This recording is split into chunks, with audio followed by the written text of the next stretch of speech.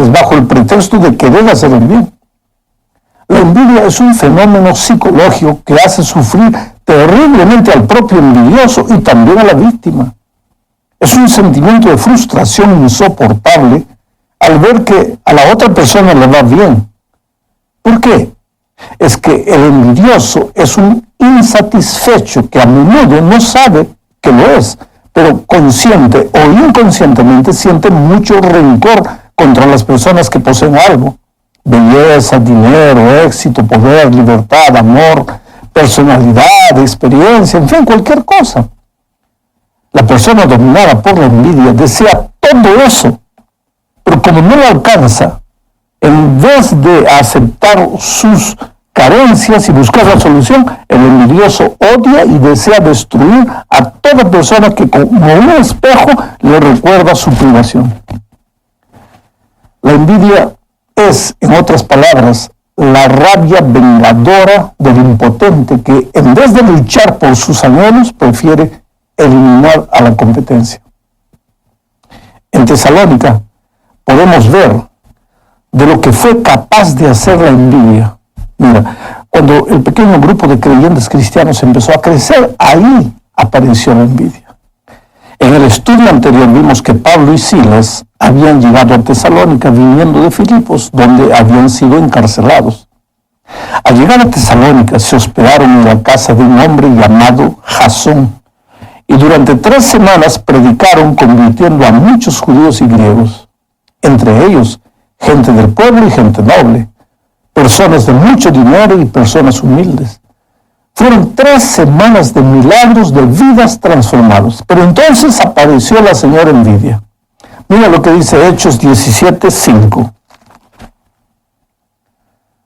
Celosos entonces los judíos que no creían, tomaron consigo algunos ociosos hombres malos, con los que juntaron una turba y alborotaron la ciudad.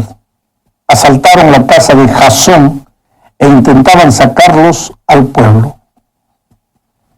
Piensa en la actitud de aquellos judíos envidiosos. Ellos se presentaron delante de las autoridades argumentando acerca de Pablo y Silas.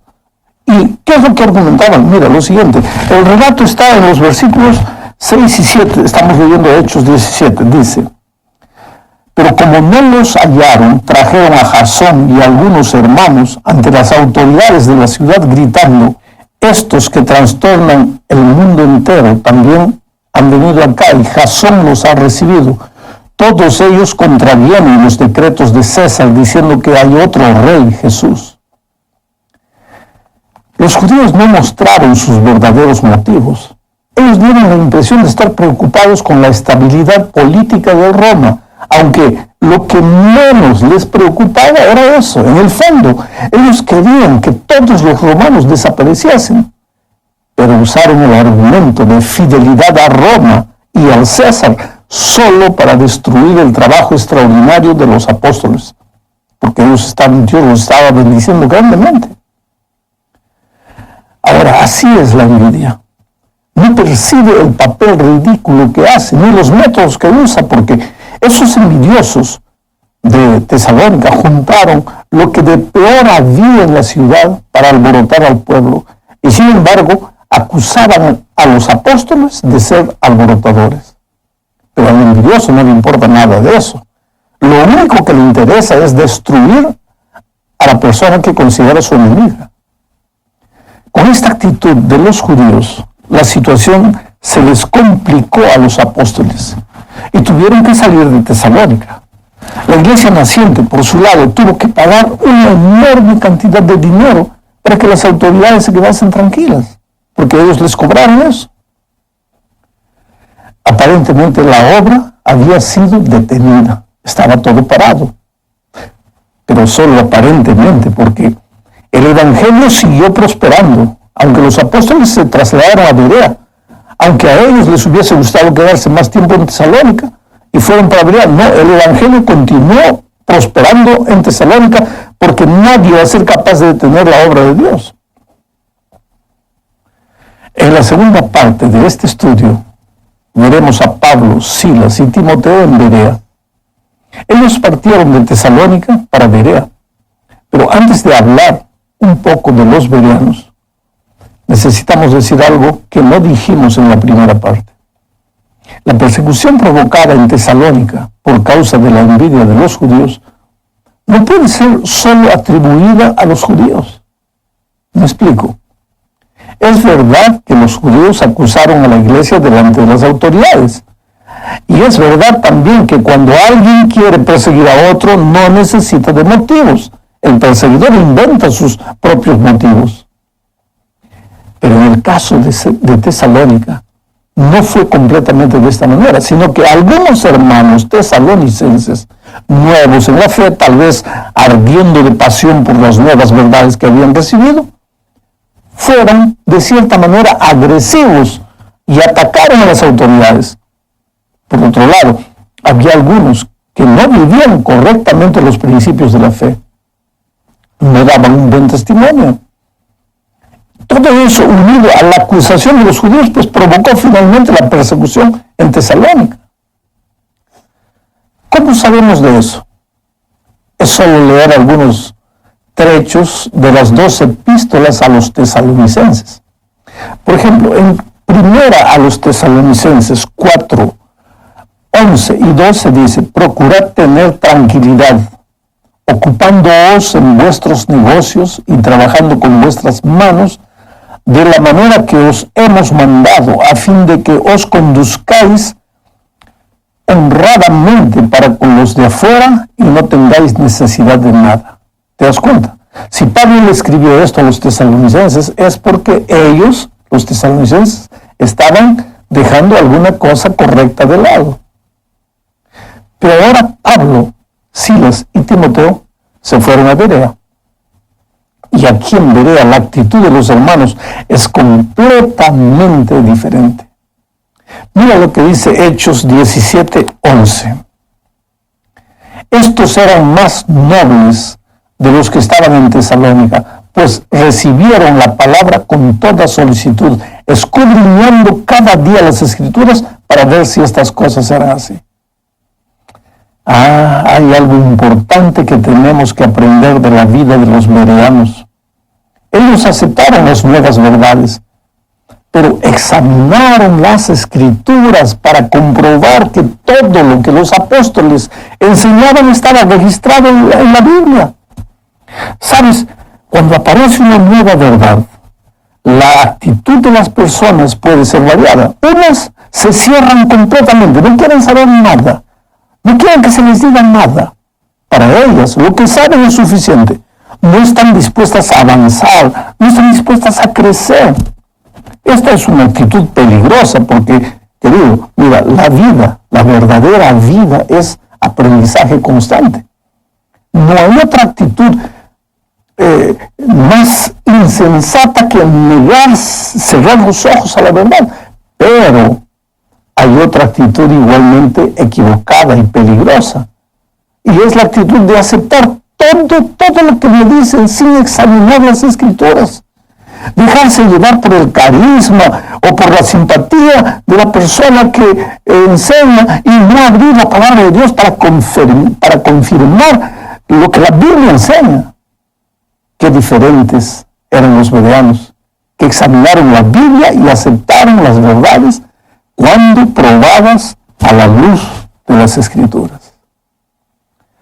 Bueno, la historia no se queda por aquí, porque los judíos de Tesalónica, al enterarse que muchos judíos y griegos estaban aceptando a Jesús en Berea, inmediatamente se trasladaron por allá para atacar de nuevo a los apóstoles. Pero entonces Pablo se trasladó para Atenas y dejó en Berea a Silas y a Timoteo para que cuidasen el rebaño allá en Berea. Pablo se fue a Atenas. Lo que sucedió en Atenas fue una experiencia triste, pero que le enseñó bastante al apóstol. Atenas era una ciudad intelectual e idólatra. Allí estaba la cuna de grandes filósofos y hombres de letras. Allí también estaba el Areópago, un lugar donde se reunían los intelectuales a discutir sus puntos de vista filosóficos.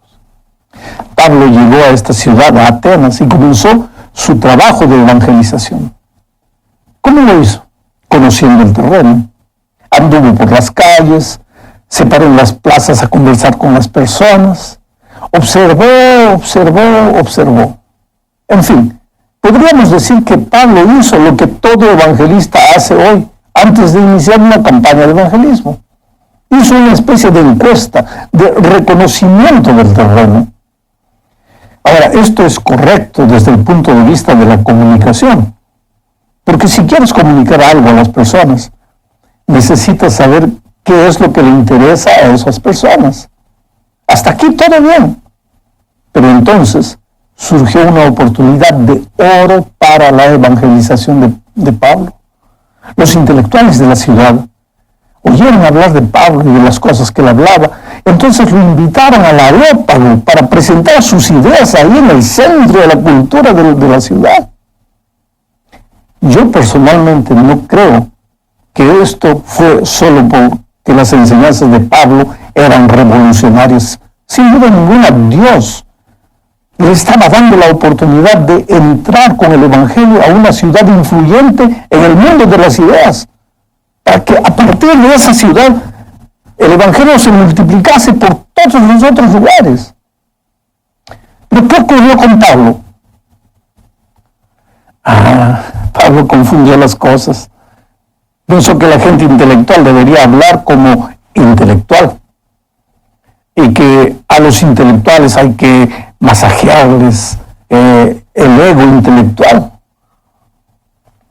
Pablo podría hacer eso perfectamente. Él podría hablar de intelectual para intelectual. ¿Por qué? Porque había sido educado en las ciencias y en las letras de la cultura helenística y había estudiado también a los pies del más famoso rabino llamado Gamaliel. A pesar de toda esa preparación que él tenía, Pablo se preparó más todavía para el discurso que él iba a presentar en el Areópago. Estudió a los escritores y filósofos griegos, los citó en su discurso. Aquel discurso del Areópago que Pablo presentó fue una exposición brillante de filosofía, teología, literatura, pero infelizmente los resultados fueron paupérrimos. Dionisio, Dámaris y otros pocos se convirtieron, pero la mayoría se burló de Pablo y abandonó el Areópago. ¿Dónde estuvo el error del apóstol? Si lees los primeros versículos de Hechos 17, verás que él siempre empezaba a predicar hablando de Jesús, y eso le daba éxito. Querido, nadie resiste a la atracción de Cristo. El mismo Señor Jesucristo dijo: si yo fuera levantado, a todos atraeré a mí mismo. Este consejo no falla. A Pablo jamás le había fallado antes. Hoy los evangelistas sabemos que no falla. Pero ¿por qué Pablo cambió de método en Atenas? No lo sabemos.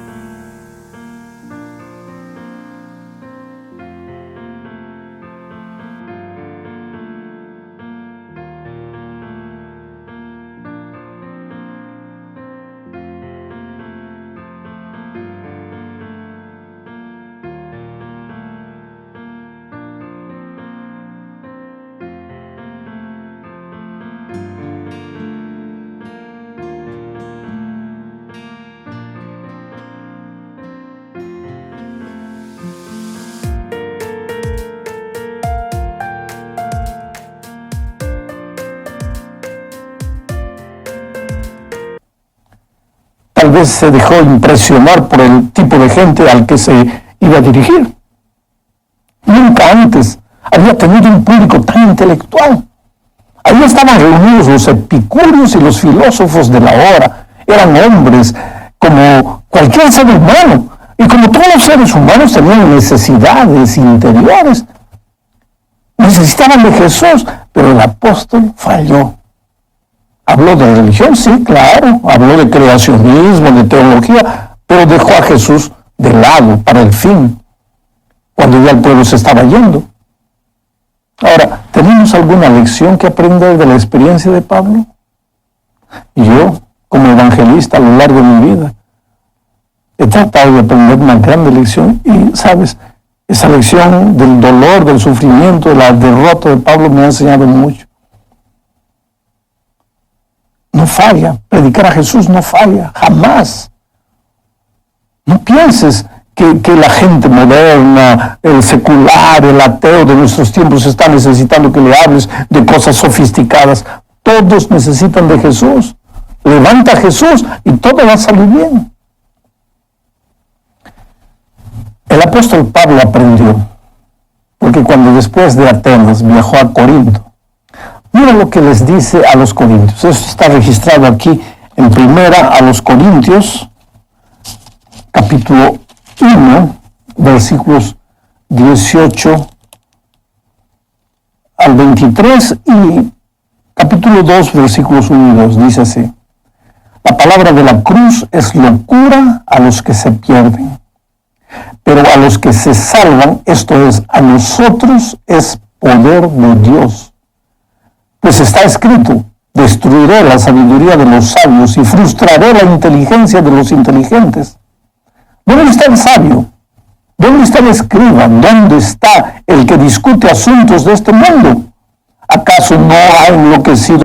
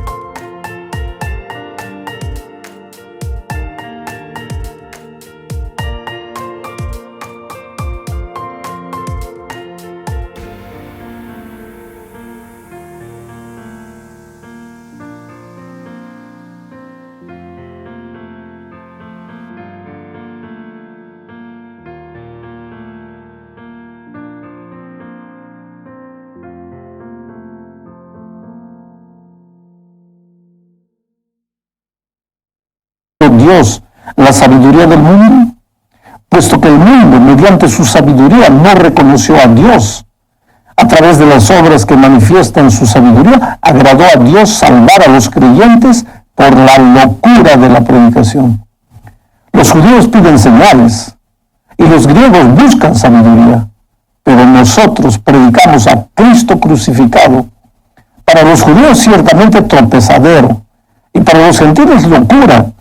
Así que, hermanos, cuando fui a vosotros para anunciaros el testimonio de Dios, no fui con excelencia de palabras o de sabiduría, pues me propuse no saber entre vosotros cosa alguna, sino a Jesucristo y a este crucificado. Ahora dime, querido, ¿necesito decir alguna cosa más después de leer este texto?